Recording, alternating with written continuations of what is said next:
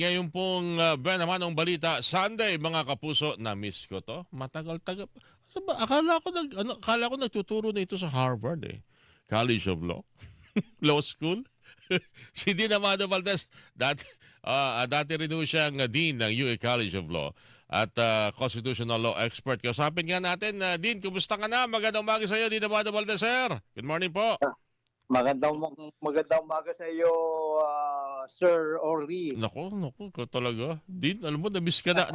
Akala ko mag-aartista ka na eh. Wala ka, asan na pa si Dean Amado Valdez at wala yatang naririnig na pinakuling balita din, ano. Anyway, Your news is good news eh. oo nga eh. Anyway, Di ba? pasensya, malinaw ho ba ako nung naririnig niyo akong malinaw, Din? Yeah, malino naman. Ayan na. Kasi napuputol-putol ka. Anyway, ayusin lang natin ng konti. Okay. Pero ito, okay na ho ba, Dean Amado Valdez? Dean? Yeah. Yan, okay. Sige pa. Dean, napatawag po kami dahil po dito sa sinasabing legalidad ng extradition sa Amerika ni Pastor Apollo Quiboloy. At ang sinasabi, dahil meron tayong extradition agreement with the US, pwede nilang, ganun din naman tayo, kung meron tayong dapat nalitisin na kaso, pwede naman nating kunin, unang-una, pareho naman ang kaso siguro na may nililitis, pero ang binabagi ng kampo ni Pastor Apollo Quiboloy, teka muna Pilipino yan. So, kung meron man sigurong dapat i-prioritize na kaso, ay yung kaso ng Pilipinas against Pastor. Yung extradition, siguro saka na yun. Dahil total, isang Filipino citizen, si Pastor Quiboloy. Anong nakikita niyo ho itong legal issue? Kung meron man, Din Valdez. Yung kasing extradition, cowardly, treaty yan eh. Mhm. Meron pinirmahan ng dalawang bansa. Mhm. Kung hilingin nung isa na ma-surrender yung isang tao, obligasyon ng isang country na ipadala dahil nga doon sa pinirmang Tratado, parang kasunduan. treaty. Oo. Mhm. So, ito ay kuminsan it's a legally binding agreement na dapat mag-comply ang dalawang bansa. Mhm. Meron din namang mga dahilan kung bakit hindi paunlakan yung Extradition request. request ng kabila. Aha. Pero isang decision yan na batay doon sa yung evaluation ng bawat bansa. In this case, palagay ko, pwede namang ibigay Mhm. at i-approve ng ating bansa yung request for extradition dahil isang obligasyon natin under extradition treaty o kasunduan ika nga. Oho. Okay. Before we go on sa kanyang posibilidad, yung probability na pwedeng pagbigyan yung request.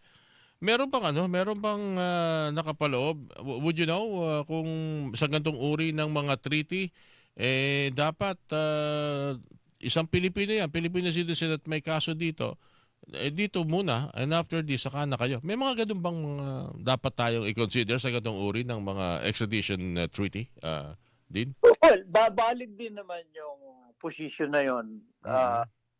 Pero hindi ika nga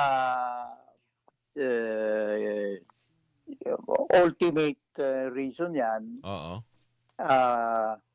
Kasi nga, depende dun sa pag-evaluate ng ating bansa kung magdadaan pa kasi sa court yan. Magdadaan sa pag dumating yung request for extradition, Mhm.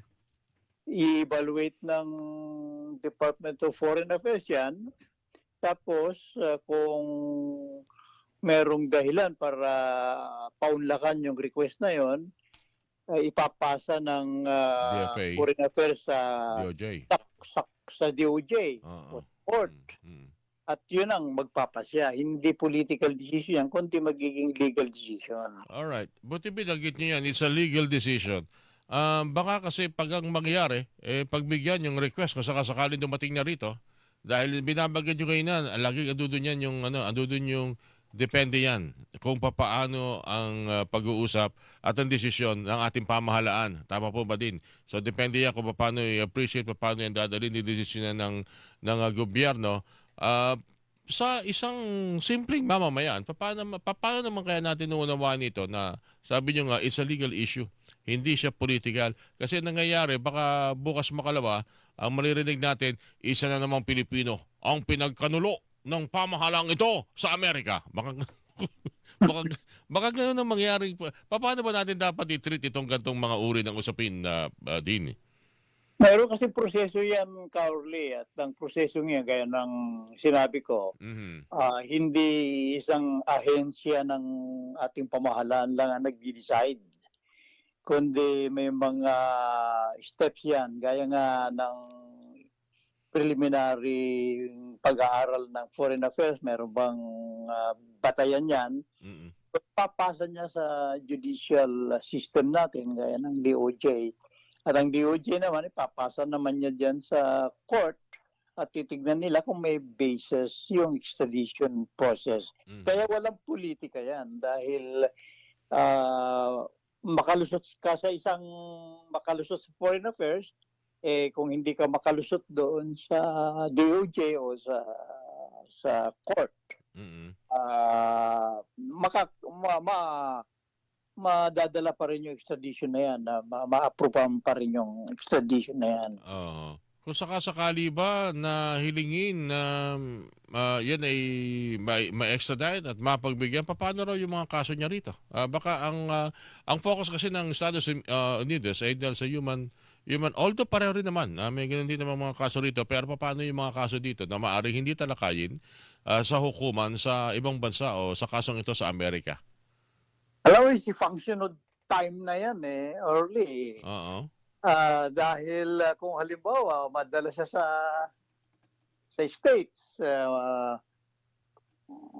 malitis siya doon at may panahon pa, kasi anak naman siya ng Diyos, baka mabuhay siya ng 200 years. Pag na-release siya sa US, pagdating dito, another kaso na naman yon. Mhm. Tatalakayin na naman yung kaso niya rito. So, Wala pwede. gusto niyan. Maliban na lang doon sa may tinatawag na mga prescription yan . Mhm. So, kung andun siya, mga 20 years siya doon, pagbalik dito, maaaring hindi na pwedeng talakayin yung mga kaso niya rito dahil nag-prescribe niya. Yun, other issues na yan. Mhm. Okay. Well, anyway, yung importante nga rito din, sinasabi ninyo, sakasakali mang magkaroon dito ng pagtalakay, pagsusuri, this is definitely a legal issue na dapat nating isipin. Hindi magiging usaping political dahil may kaso nga sa ibang bansa. Saka dadagdag ko yan, merong mga Mm. tinatawag na double jeopardy. Pagdating sa US, pag halimbawa lilitisin siya doon, sabihin niya, nalitis na ako sa Pilipinas pinagdusahan ko na yan kaya hindi na niyo ako pwedeng litisin pa dito. Okay. Mga legal issues naman na pwede niyang gamitin. Magagaling naman yung mga abogado niya Oo, tama nga. Anyway, Din, ang tagal mo kasi nawala. Alam mo na mga kasagsagan ng usapin ng impeachment, hinahanap ka namin. Saka ba recently nagtatatambay? Nagsulat ako ng libro, boss Nagsulat ako ng libro. Wow! You're ano yan, nobela? Novel? O yan ba ay autobiography o mga experience mo sa batas, lalo na sa mga kasong hinawakan mo, Din? Nobela ito, kwento ito, fiction ito, pero tungkol sa mga abogado. Yung mga abogadong inapi. Silang bida dito. Inapi muna bago naging bida. Wow, parang FPJ kind of movie yan. Anong title ng book? They will be in heaven before the devil knows. They will be in heaven before the devil knows. Nasa langit na sila pag malaman Saka malaman demonyo. ng mga kalaban nilang demonyo, nasa langit pa Ba, sila. interesado ako dyan maganda. Anong Oy, imbitahan kita sa launching. Papadalhan kita ng may book launching. Oh, kala ko bibili ako, mabibili ko na, bibili ako 20 eh. Launching pa sana, September 5. Finifix pa namin yung schedule, sir. Ganon. Baka namin sa September yung book launching mo din Bay, natutuwa naman ako. Kasi kala ko naman nagtuturo na ng law sa Harvard. Kaya hindi ka namin makausap. Yung pala gumagawa ka ng libro. Oh, Anyway, sige. Anyway, good to hear from you again, Dean. At sana magkausap ulit tayo sa darating pang mga araw sa mga importante at mahalagang mga usaping legal na dapat na maunawaan po ng wasto ng ating mga kababayan. Alam niyo naman ho kasi ngayon, Dean, hindi lang news, hindi lang balita na pepeke, pati yung mga resolusyon at desisyon at yung pananaw sa batas ng ilan sa ating mga kababayan. maraming salamat sa inyo. Thank you, sir. Salamat po. Si Dean Amado Valdez, mga kapuso. May libro pala siya. Narinig mo, Anday? They will be in heaven before the devil knows. Novella, book by Dean Amado Valdez. Thank you, Dean. Constitutional law expert at former Dean ng UA College of Law. Magbabalik po ang Hilingan, walang pinoprotektahan.